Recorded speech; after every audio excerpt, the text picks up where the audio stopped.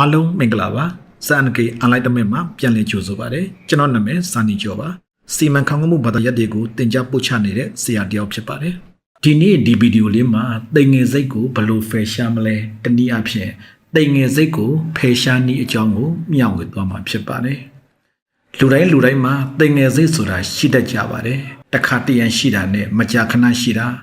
ခဏလေးရှိတာနဲ့အကြာကြီးရှိတာပဲခွာခြားကြတာဖြစ်ပါတယ်လူတိုင်းတိမ်ငယ်စိတ်ဆိုတာကိုကြုံမှုကြပါလိမ့်မယ်ခံစားမှုကြပါလိမ့်မယ်များသောအားဖြင့်တိမ်ငယ်စိတ်ဆိုတာပတ်စံရှိသူရောမရှိသူရောပညာတတ်သူရောမတတ်သူရောယာရုရှိသူရောမရှိသူရောဘယ်လိုလူမျိုးမှမဆိုတိမ်ငယ်စိတ်ဆိုတာရှိတတ်ကြပါတယ်လူတွေမှာတိမ်ငယ်စိတ်ဘာလို့ဖြစ်တာလဲတိမ်ငယ်စိတ်ဆိုတာအစင်မပြေမှုတွေမပြည့်စုံမှုတွေအပေါ်အားငယ်စိတ်ဖြစ်ပြီးကိုယုံကြည်မှုတွေရော့ကျလာတာကစတာဖြစ်ပါတယ်ခတ်တူတူပြောရမယ်ဆိုရင်တိမ်ငယ်စိတ်ဆိုတာကိုယ့်ရဲ့မပြည့်စုံမှုကတဆင့်အားငယ်ပြီးဖြစ်လာတာမျိုးဖြစ်ပါတယ်နောက်တစ်ခုတိမ်ငယ်စိတ်ဘလို့ဖြစ်လာတယ်လဲဆိုရင်ကိုမပြည့်စုံတဲ့အချိန်ကိုရည်မှန်းချက်တွေမပြည့်သေးတဲ့အချိန်မျိုးမှာကိုမိသားစုကိုတငယ်ချင်းကိုပတ်ဝန်းကျင်ကလူတွေရဲ့ကိုအပေါ်ပြုမှုပုံပြောဆိုပုံတုံ့ပြန်ပုံတွေကလည်းကိုရဲ့ self confidence ကိုရော့ကျစေပြီးတိမ်ငယ်စိတ်ကိုဖြစ်စေပါတယ်လူတွေဟာဘလို့အချက်တွေကြောင့်တိမ်ငယ်စိတ်ဖြစ်ရတယ်လဲရုပ်ရည်နဲ့ပုံပန်းတရံကြောင့်လည်းတိမ်ငယ်စိတ်ဖြစ်ကြပါတယ်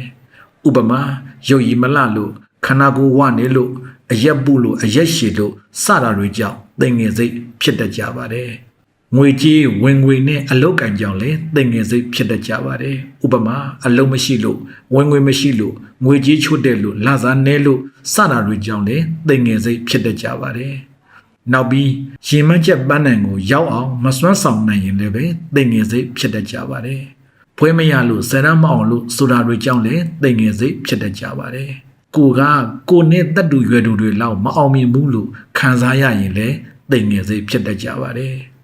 နောက်ပြီးမိဘမဲ့မှုတကောင်ကြွက်မှုတောမှာမွေးတဲ့တောသားမှုစတာတွေကြောင့်လည်းတိမ်ငယ်စိတ်ဖြစ်တတ်ကြပါတယ်တိမ်ငယ်စိတ်ဖြစ်စေတဲ့အရာတွေကတော့အများကြီးပဲရှိပါတယ်ဘယ်လိုကြောင့်မဲတိမ်ငယ်စိတ်ဖြစ်ပါစေ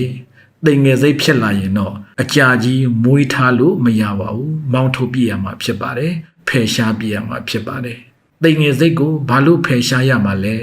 တိမ်ငယ်စိတ်ကြောင့်မဲကိုယုံကြည်မှုတွေကျဆင်းလာတယ်တိမ်ငယ်စိတ်ကြောင့်မဲကိုအသုံးမကျဘူးလို့ထင်လာတယ်တိမ်ငယ်စိတ်ကြောင့်မဲကိုယ့်ရဲ့အရေးချင်းတွေကိုရှော့တွက်လာတယ်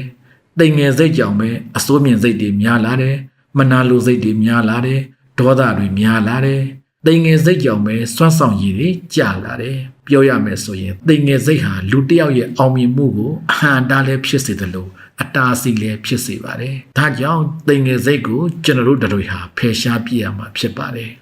တိမ်ငယ်စိတ်ကိုဖယ်ရှားဖို့နည်းလမ်း6မျိုးရှိပါတယ်နံပါတ်1တတိထားခြင်းလူတွေဟာဒေါသဖြစ်နေတာကိုတတိထားမိရင်ဒေါသဆိုတာလျော့ကျသွားပါတယ်ထို့အတူပါပဲ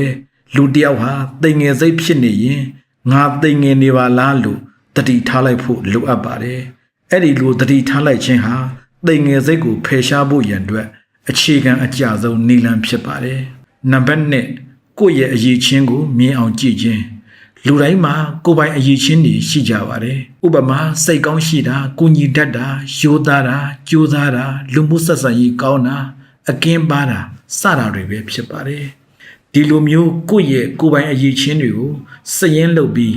တဖွာဖွာရွတ်ဆိုခြင်းသို့မဟုတ်စိတ်ထဲမှာမကြာခဏစဉ်းစားခြင်းဟာကိုယ်မှာဘလို့အရေးချင်းတွေရှိတယ်လဲဆိုတာကိုယ်တိုင်သိမြင်နားလည်ပြီးတိမ်ငယ်စိတ်တွေတဖြည်းဖြည်းလျော့ကျစေပါတယ်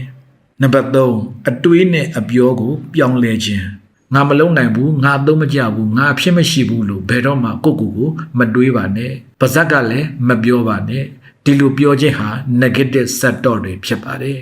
ထို့အတူပါပဲသူများတွေကကိုလာပြီးအသုံးမကျဘူးအဖြစ်မရှိဘူးစသဖြင့်ပြောလာရင်လည်းအပြောမခံဘူးလိုအပ်ပါတယ်ဘာလို့လို့ဆိုရင်အားငယ်စိတ်တွေဖြစ်ပြီးတိမ်ငယ်နိုင်လို့ဖြစ်ပါတယ်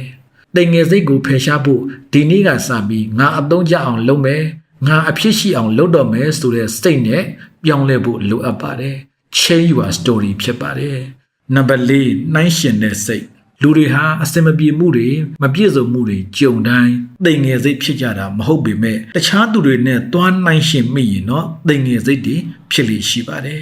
အထူးသဖြင့်အစင်မပြေတဲ့အချိန်မျိုးတွေမပြည့်စုံတဲ့အချိန်မျိုးတွေမှာကိုယ့်ထက်အစင်ပြေနေသူတွေနဲ့တွားပြီးနှိုင်းယှဉ်လိုက်မယ်ဆိုရင်တိမ်ငယ်စိတ်တွေဖြစ်လေရှိပါတယ်။ဒါကြောင့်တိမ်ငယ်စိတ်မဖြစ်အောင်တခြားသူတွေနဲ့တွားနှိုင်းယှဉ်တာမျိုးမပြုလုပ်ဖို့လိုအပ်ပါတယ်။နံပါတ်5လေ့ကျင့်ခန်းလုပ်ခြင်းလေ့ကျင့်ခန်းလုပ်ခြင်းဟာအကောင်းမြင်စိတ်တွေကိုယုံကြည်မှုတွေတိုးလာသလိုကောင်းမွန်တဲ့စိတ်ခံစားချက်များလည်းဖြစ်စေပါတယ်။ဒီလိုစိတ်မျိုးဟာတိမ်ငယ်စိတ်ကိုဖယ်ရှားစေပါတယ်။ဒါကြောင့်တိမ်ငယ်စိတ်ကိုဖယ်ရှားဖို့လေ့ကျင့်ခန်းကိုပုံမှန်ပြုလုပ်ဖို့လိုအပ်ပါတယ်။နံပါတ်6တရားမှတ်ခြင်းတရားထိုင်ခြင်းဟာအကောင်းမြင်စိတ်တွေဖြစ်စေပြီးစိတ်ကိုတည်ငြိမ်သလိုစိတ်ကိုလည်းအေးချမ်းစေပါတယ်။ထို့အတူ